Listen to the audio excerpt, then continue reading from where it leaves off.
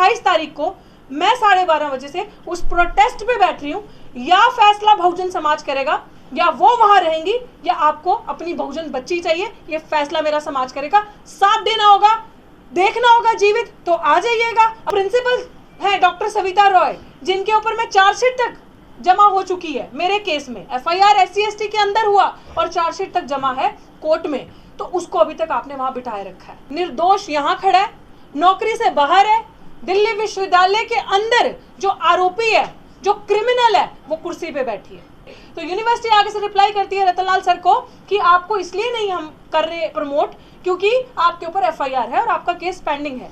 एक ही निर्णय लिया था कि नौकरी नहीं, अब न्याय चाहिए, और उस न्याय के लिए लड़ते लड़ते अब सब्र की जो हद है वो पार हो चुकी है। तो आपकी मर्जी, आप घर बैठ के देखिए, और अगर आप नहीं देखना चाहते तो मेरे साथ उस आंदोलन पे आइए।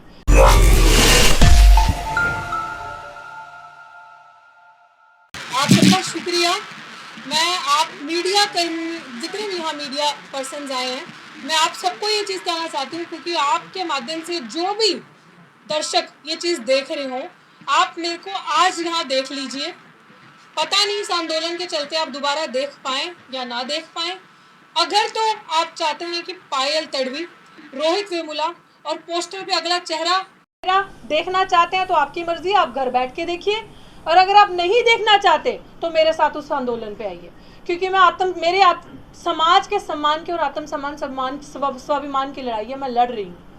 मैं जीवित होके मैंने मिसाल दे दी है, मुझे नहीं लगता मुझे कुछ ज़्यादा कहने की ज़रूरत है।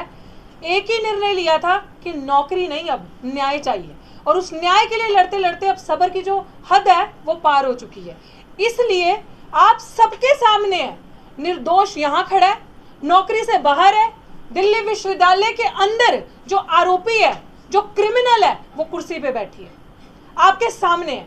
तो ये दो किस्म की प्रक्रियाएं जो दिल्ली यूनिवर्सिटी से हो रही हैं। आप मेरे साथ एक एग्जाम्पल प्रोफेसर रतनलाल का भी ले लीजिए।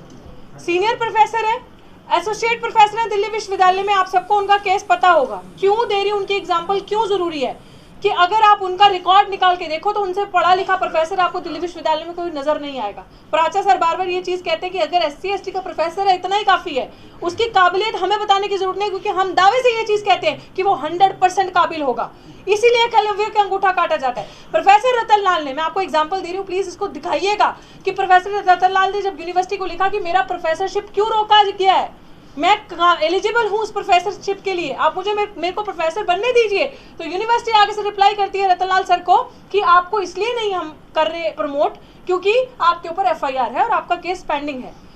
और दूसरी तरफ जो प्रिंसिपल है डॉक्टर सविता रॉय, जिनके ऊपर मैं चार्जशीट तक जमा हो चुकी है मेरे केस में। FIR SC/ST के अंदर हुआ और चार्जशीट तक जमा है कोर्ट में, तो उसको अभी तक आपने वहां बिठाए रखा है। वो वहां है और हम बाहर हैं। और पर क्यों? क्योंकि ये जो जाति है ये कभी नहीं जाती, ये सिर्फ और सिर्फ जाति है। क्योंकि जो जाति से ऊपर है वो अंदर है और उसको संरक्षण मिल रहा है। वाइस चांसलर उनकी मदद कर रहे हैं और सब बैठ के उनकी मदद कर रहे हैं, और वहां पे वो क्रिमिनल बैठी है और आए दिन पता नहीं कितने दलित आदिवासियों का, बहुजनों का वो गला काट रही है वहां बैठे।